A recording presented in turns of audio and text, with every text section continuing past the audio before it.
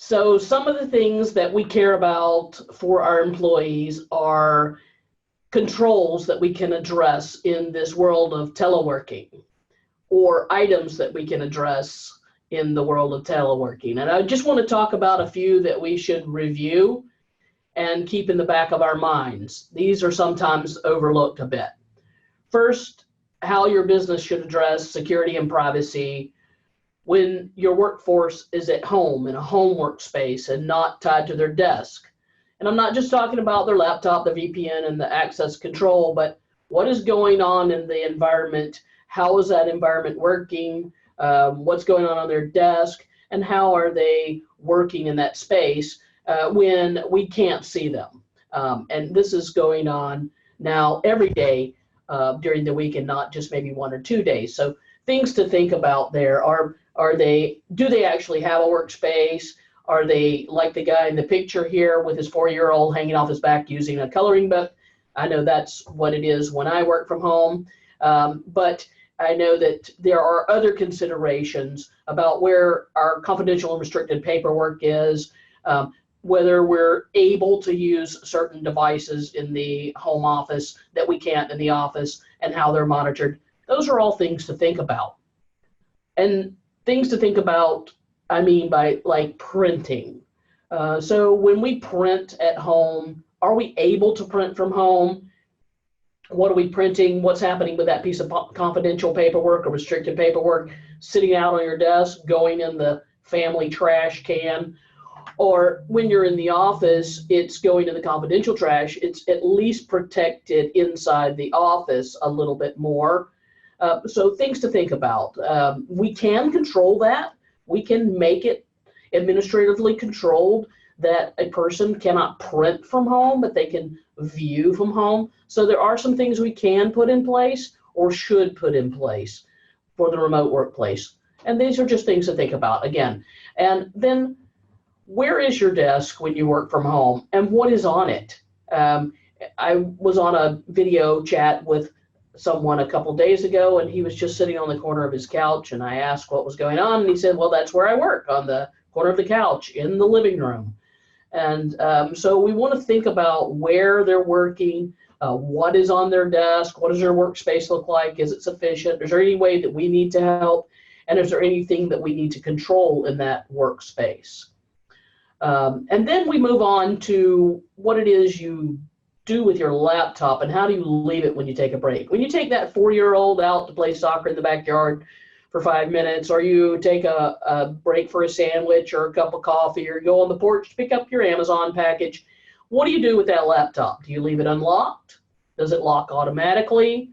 Is it going to a screensaver?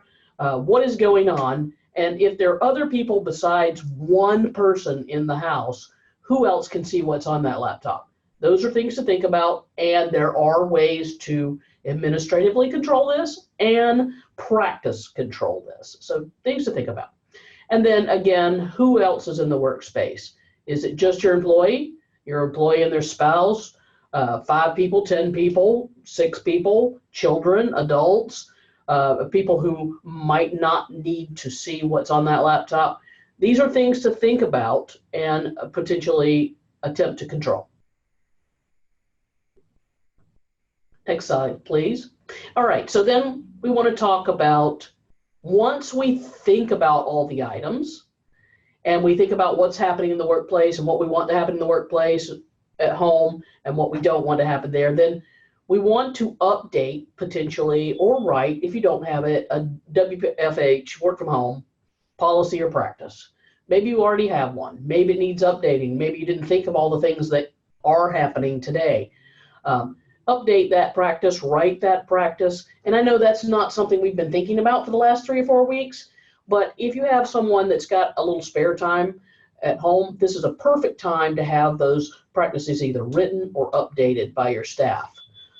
As well as when that happens, you have to update your training material. Because if you don't update the training material, you can write all the policy you want in the world, but nobody's going to follow it or know they need to follow it unless they get trained. And then acknowledge the training. acknowledge the training either in your HRIS system, checkbox I watched the video, or I read the policy, or I agree to the policy, or there's a policy sent to me in email and a practice and acknowledgement form. But remember also to have a way for people to ask questions. If they get stuck, you don't want it to be just a checkbox. You really want them to understand what it is you need and desire for them to do at home. And if for some reason they can't do it, that they bring it back to a manager, and that we're considerate but firm about what we want to happen. And then that leads to enforcing the work from home practice or policy. So that's always the hard part. There are things that you can administratively control. There are things that you can monitor that you might not be monitoring, like the home network, a piece of the home network, a VPN over the home network, what the person is doing or not doing on the laptop. Determine how far you need to, for compliance sake, go or want to go. But also, there are things that you don't administratively control. You control through teaching and practice and acknowledgement. And finally, making sure that everyone understands, just because you move from the office to the home, if you're in a position of administrative access or privileged access, you're still in an auditable state. Your machine, your practices, what you do is still auditable no matter where you're sitting, whether it's at home or in the office. So we have to keep that level of control. No back doors to environments. We still want to keep our access controls, our VPN access. We don't want to hand out administrative controls to additional people. We want to maintain the level of control, and Aswani's going to talk about that a little bit, that we need for the compliance of our businesses. Okay, next slide, please. And so I just want to tell you a couple little stories about what's going on right now during this time. One of the companies that we work for shared with us over the last few weeks that they didn't think they could continue their compliance projects because they didn't know how to have a remote workforce. In the past, rarely did anyone work from home. Most everyone came into one of two offices. So since we do a lot of remote work, we assured them that we can continue our practice with them when they get settled. And we can help provide some advice on how to do remote work, hold remote meetings, continue to march down project plans if they have the time. And sure enough, after about a week and a half, they got back onto the project and the compliance is moving forward. So if you're in that position where you're worried about a compliance project or some other IT project or a security project or a privacy project, and you don't think you can keep it up, we can give you some support in that area. But also, I think you can. You just need to think about the remote workspace as just an extension of the office. And one other customer was in a position to hire a security staff of professionals, 1 to 3 people, maybe a VP, maybe some other staff. And during this time, they just couldn't close on all the paperwork for these candidates. So what they asked us to do was step up and fill in as interim CISO and staff for them while they continue through this phase and continue either interviewing or getting the candidates in place.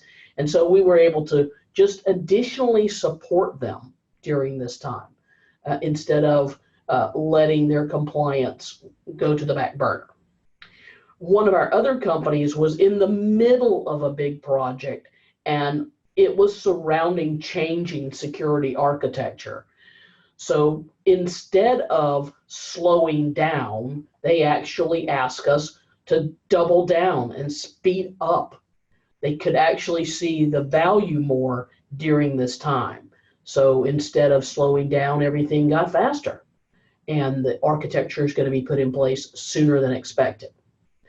And finally, we had a customer that was planning for continuous monitoring, going through the RFP process, vetting out several different companies that might be able to do 24/7 by 365 monitoring. And all of a sudden, they just made a decision to start working with us because it was going to be faster and we were ready to receive them. So those are some things that we can support you on, but some things that you might consider that can happen during a slow period that might not be as obvious to happen during a slow period.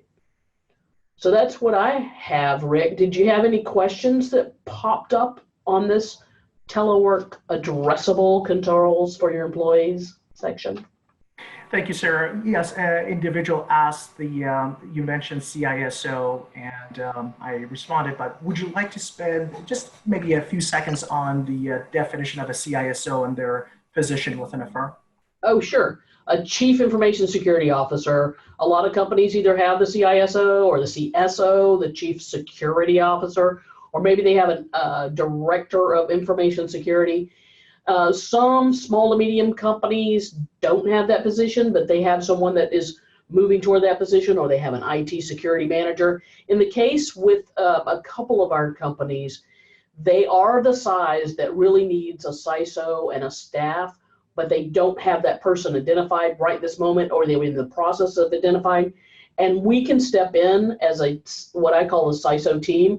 1 to 3 of us can step in and support that company while they either go through a compliance project or transition, attempt to hire, attempt to expand a team, or make that transition from no security department to a security department.